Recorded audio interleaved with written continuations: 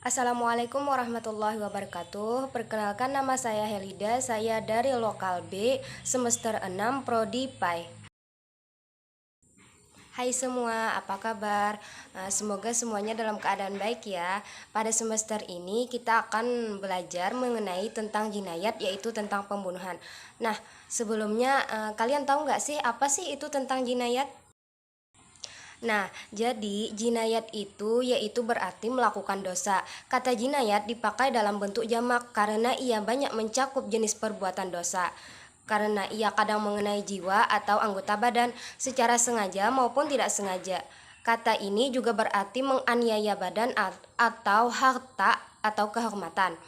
Nah, sedangkan menurut istilah syara, jinayat atau tindak pidana adalah menganiaya badan sehingga pelakunya wajib dijatuhi hukuman qisas atau diat atau dengan kafarah. Nah, sekarang kita memasuki tentang pembunuhan. Jadi, pembunuhan itu adalah perbuatan manusia yang mengakibatkan hilangnya nyawa seseorang baik dengan sengaja maupun tidak disengaja.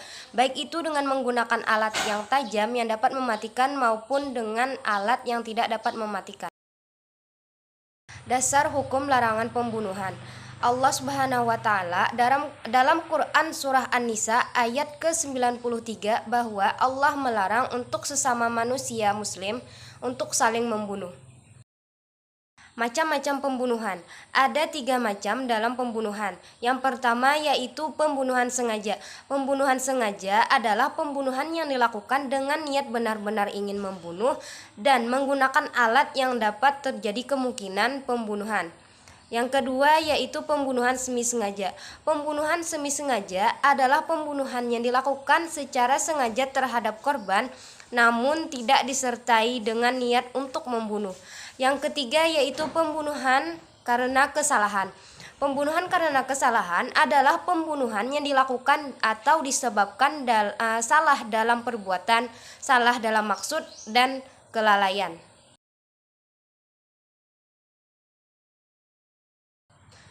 Hukuman bagi pembunuhan. Pembunuhan sengaja. Jika pembunuh itu dimaafkan oleh keluarga korban, maka ia tidak jadi dikisas, namun membayar diat sebesar 100 ekor unta atau bisa diganti dengan domba atau dengan lembu. Yang kedua yaitu pembunuhan disengaja maupun pembunuhan karena kelalaian. Nah, mereka juga membayar 100 ekor unta namun bisa dicicil selama 3 tahun. Nah, jadi hikmah larangan pembunuhan dalam Islam yang pertama yaitu memberikan pelajaran kepada masyarakat agar tidak melakukan perbuatan secara keji. Yang kedua yaitu manusia yang satu dengan yang lainnya saling menempatkan kedudukan yang tinggi baik di dalam hukum manusia maupun di hadapan Allah Subhanahu wa taala. Yang ketiga yaitu menyelamatkan jiwa manusia. Yang terakhir yaitu terciptanya keamanan dan ketentraman dalam kehidupan sehari-hari. Nah, jadi kesimpulan pembelajaran pada hari ini yaitu yang pertama, jinayat itu tadi adalah menganiaya badan sehingga pelakunya wajib dijatuhi hukuman qisas atau membayar diat atau dengan kafarah. Yang kedua yaitu dasar hukuman larangan membunuh terdapat dalam Quran surah An-Nisa ayat 93 di mana Allah Subhanahu wa taala melarang umat Islam untuk saling membunuh. Kemudian macam-macam pembunuhan itu ada 3. Pertama pembunuhan sengaja, yang kedua pembunuhan semi sengaja, dan yang ketiga pembunuhan karena tersalah.